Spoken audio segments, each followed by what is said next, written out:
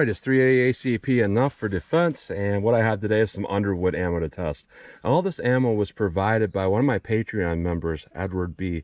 So thank you so much for sending that. And I've tested kind of varieties of this, but not quite this ammo. So what we're going to do is we're going to do a test in my Smith & Wesson M&P Shield EZ as a 3.68-inch barrel, about 3.7 inch, and that's more of a type of a pistol that can handle ammo like this. And what some of this is plus P. So we have our 380 auto 68 grain extreme defender. We have the same bullet in a plus P version, and then a 380 ACP plus P and a 90 grain XTP. I recently tested this in a standard pressure, so it'll be interesting to see what the plus P will do. And I also tested some Lehigh ammunition that uses the same bullet as what's in these, except it is just loaded by a Lehigh brand. So I've taken down the numbers and stuff like that I've got for that, so I'm going to try to compare it. But basically what I had for the Lehigh version of this, and it was a standard pressure, it was rated at 1100 feet per second. I got 1045 feet per second. Now this stuff, our Underwood, is a standard pressure. It's rated at 1300 feet per second. Very fast rating. Our plus P version of that is rated at 1400 feet per second.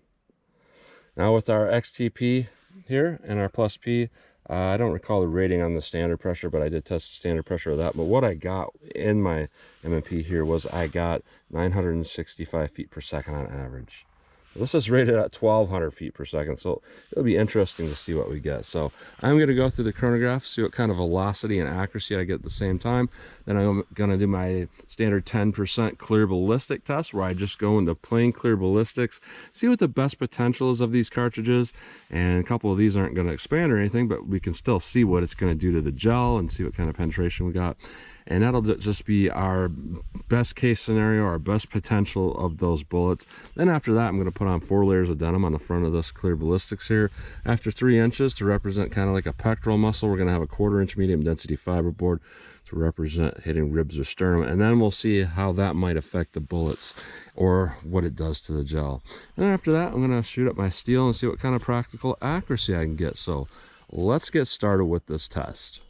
All right, I'm about 5 yards from the target, 4 yards from the chronograph. First up, we have our Lehigh Extreme Defender bullet loaded by Underwood.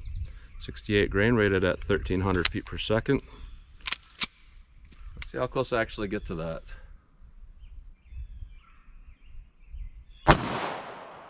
1302, nice. 1273. 1255. 1239, 1267. So it started out pretty good, and then we started really losing some velocity there. Next up, we have our plus P version of it, rated at 1400 feet per second. Let's see what this gives us. 1328, 1400, 1432. 1412, 1409. So except for one of those rounds, our plus P was more consistent. Let's run that XTP plus P and see how that compares to these. All right, Hornady XTP loaded by Underwood plus P, rated at 1200 feet per second, 90 grain. Let's see what we get. 1218, 1204, 1231. Had so much recoil it actually caused my thumb to push the thumb safety up. Interesting. 1246, 1205. So that one by far had the most recoil, just because it is a 90 grain versus a 68 grain, so there's going to be more muzzle rise. But it felt like even more than just the bullet weight. There was just substantially more recoil. You know, when I was shooting it, I don't know what I did exactly, and my thumb must have came up and just hit that, because I was kind of accustomed to the recoil of the other ones, and it just, I don't know. Something to be aware of with a pistol like that and high recoiling ammo. It had a good amount of recoil. It kind of felt like shooting like a 10mm or something if we had a larger gun. So let's start a ballistics gel block with these and see how they all compare. All right, plain gel, best potential. Here's our standard pressure of our Xtreme Defender. Let's see what this will do. All right, let me try the plus P now. All right, let's try our plus P. See how that compares. Let's try our Underwood XTP hollow point now. All right, I'm gonna try to go low with this XTP hollow point. Let's go take a look.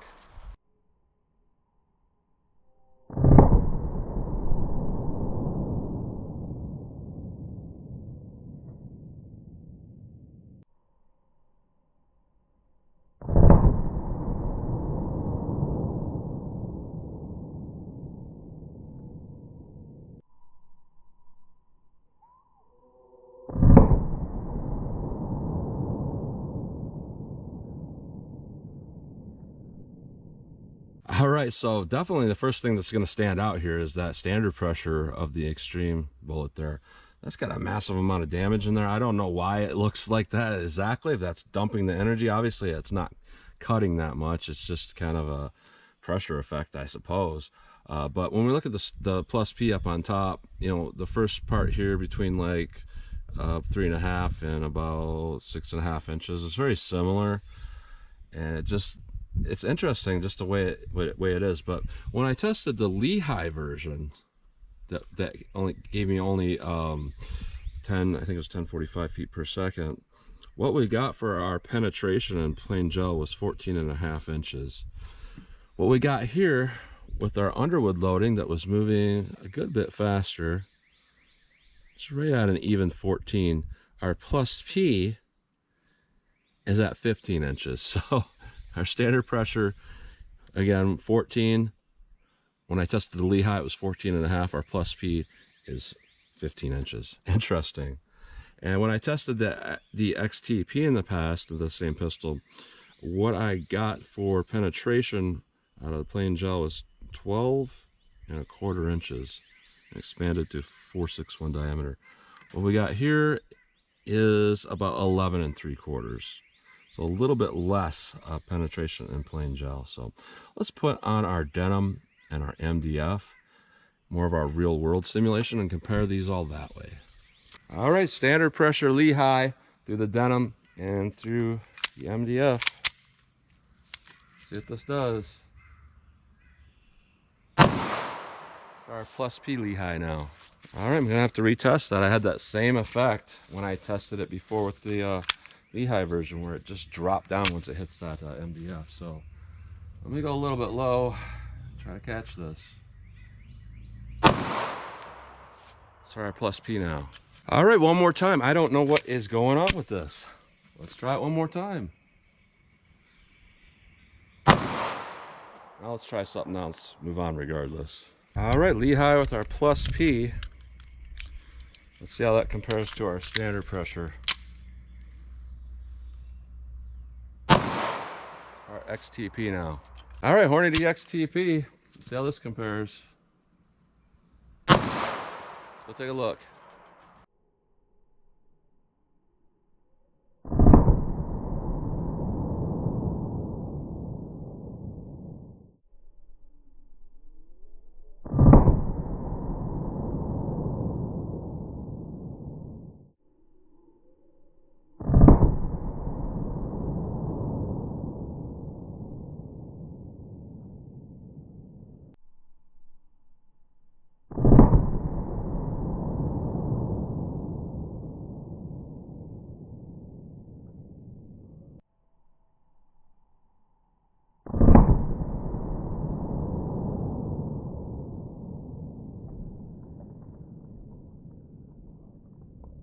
All right, so I had a couple shots here that just, they went right down underneath the block here, which is interesting that they can do that like that. And they're just kind of laying there. Both of them are laying there. Can't really get them. They're just kind of sitting there. One's poking up now. But what I got here with our standard pressure and our plus P is very similar. Looks like our standard pressure is right here and our plus P is up here, and our plus P has just a little bit more damage in our more of our real world testing here. But what I'm seeing here is we got with our standard pressure, we got a penetration of about 12 3/4. With our plus P version, we got about 13 inches, so only a 1/4 inch difference there, and almost the same amount of damage. Now with our XTP here, what's interesting is that, you know, with both the plain gel shot and our MDF shot, it looks like the Lehigh put more damage in there. But it does look like we got some fragmentation of pieces of lead with that 380 XTP, and it does look like we have some expansion, and we are penetrated to right at about 14 inches. So that's adequate altogether. So not too bad overall. So just my general assessment of comparing all these three, there's nothing really wrong with that XTP, you know, that part where I just, you know, the safety went on, that could just all be me. It could just, you know, I'm not going to count that because you can get pistols without the safeties, and could have just been something I did wrong. But other than that, it seems like it's doing adequately, except it's just slightly under penetrating. With our plus P here and our standard pressure, what I'm seeing here is there's not really a big difference between the plus P and the standard pressure, even though there was well over 100 feet per second different. I'm thinking that the standard pressure is enough to do everything that bullet was designed to do. So in terms of how the ballistic test looks, I'm going to say out of all three of these, I'm going to say probably our standard pressure Lehigh bullet in the Underwood loading did pretty well. So let me shoot out some steel and see what we get with practical accuracy. All right, I thought I'd show these up close, and all we're dealing with these Lehigh bullets is we're not going to see any change, any expansion, anything like that. The only time that anything like this might come into play as being okay as far as cutting is if they tumble. I didn't see any evidence of tumbling, but if they tumbled, let's compare it to these expanded XTPs here. Here's our plain gel one. Here's one through our MDF. When we look at the expanded hollow point, and we look at one of these going sideways, you know, we're actually bigger with our Lehigh bullet if it was tumbling. So in that respect, it could potentially do more damage than a hollow point if it starts to tumble. But I'm not 100% sure it did. And some of the other tests I've done with these bullets, I have seen evidence of tumbling. I just don't see it in this particular test. But from all accounts, it looks like they did decent for what they are. All right, I came back to 15 yards from the target just because when you're talking these copper bullets, sometimes, you know, they're not going to smush up against that steel. They could potentially ricochet a little bit, so I want to stay back a little bit further than typical. So that's why I do some practical shootability with these. So first up, we have our Hornady XTP. These felt like they had the most recoil for me, so I'm just going to pull up a sight picture, try to get some on target, see how quick they are to get on target. So here's our XTPs. Looks like I did pull one. All right, next up we have our Lehigh bullet. This happens to be the standard pressure. Let's see how this does for me.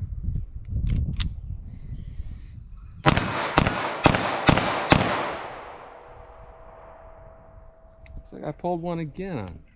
Interesting. I'm just barely getting a sight picture. You know, a lot of people suggest sometimes that I should do tests where I don't really aim and I just use muscle memory and shoot at the target. That's basically, whenever I do 12 yards, that's basically what I'm doing. I get just a brief moment on the first shot of the sight picture and then don't really see much of it after that. So here is our plus P version, or our Lehigh bullet. Let's see how these do.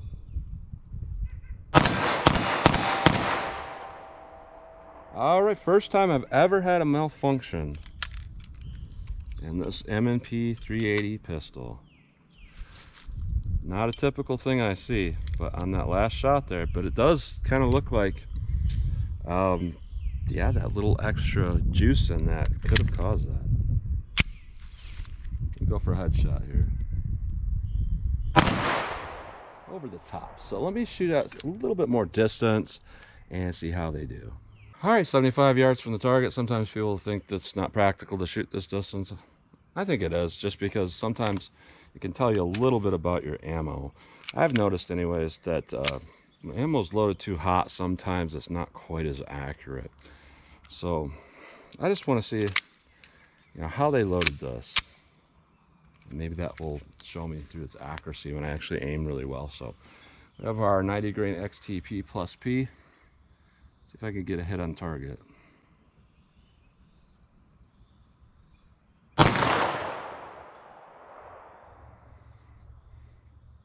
No idea where that went.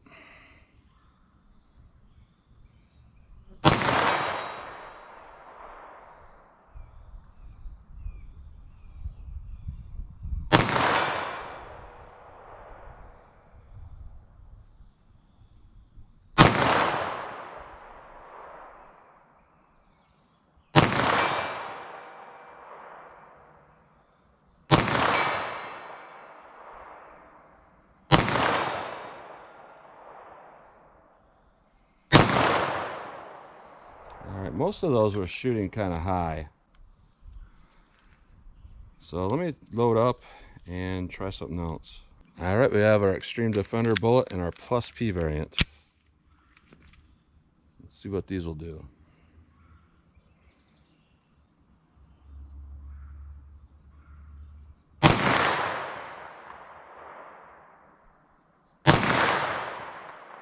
Both of those shot to the right of the target. Let me aim left.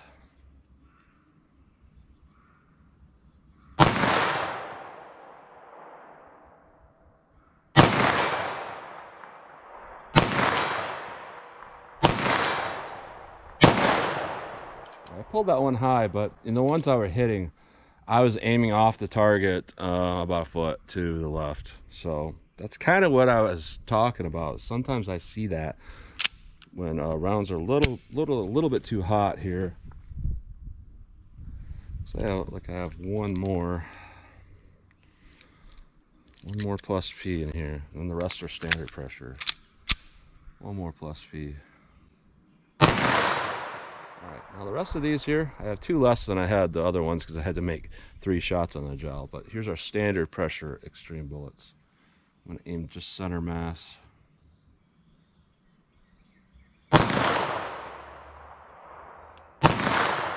Alright, same thing. These things actually are hitting more like 2.5 feet to the right. That's interesting. Let me aim off the target to the left about 2.5 feet. Alright,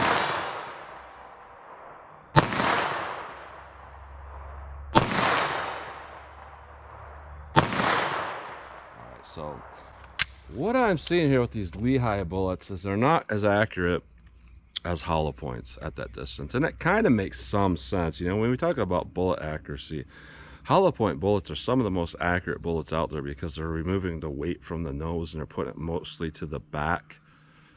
It's like the opposite of a shotgun slug or a badminton thing, shuttle. We're putting it to the back, so it's more like a football. And you'll see that with like rifle bullets too, where their spits are on the front and the back, they're fatter. So a hollow point bullet is extraordinarily accurate, and I'm seeing that even out of this little pistol here. It looks like those Lehigh bullets have a little bit of limitations when it comes to distance, because it just didn't seem right that they would be hitting so far off to the right.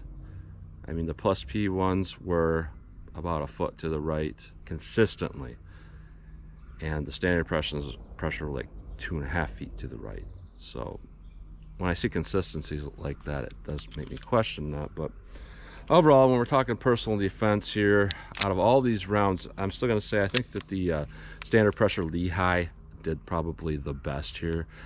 I'm not 100% convinced. I'm not sure that I feel like that I would need to carry a Lehigh in order to have a good performing round. Personally, this is just me, I would rather take just that slightly little bit less penetration, because it does normally pan out in our real world testing to where the denim and the MDF limit the expansion and push it just deep enough. So I'd rather have something like that where I kind of know the statistics on it, rather than to take anecdotal evidence that, oh, these are pretty good. I know a guy that shot a pig with it, so it works well. that's where I am with these Lehigh bullets. From the gel testing, I will say it does look like it imparts a lot of damage, but that's one of those things where we're talking about hydrostatic energy and hydrostatic shock, and that's basically like if a rifle bullet hits and it misses an organ by, you know, inches, because it's moving at least 2,200 feet per second. There's so much power in that shock wave that it can shut the organ down.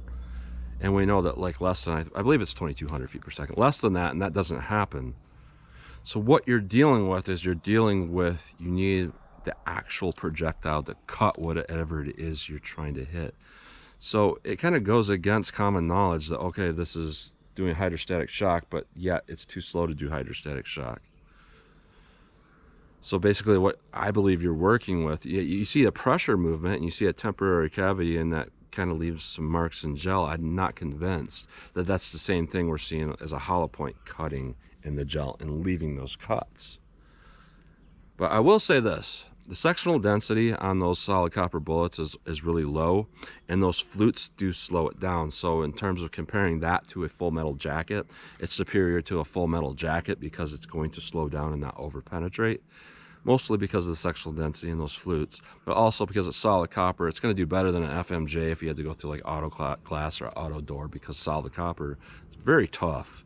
It's much harder than like a hard cast even. So there's benefits, pros and cons, but for me, I'm gonna stick with hollow points. Probably gold dot, HST, Hydroshock, stuff like that. So that's what you get today with our Lehigh bullets, or I should say Underwood ammunition, with a couple of them with Lehigh bullets, one with the XTP.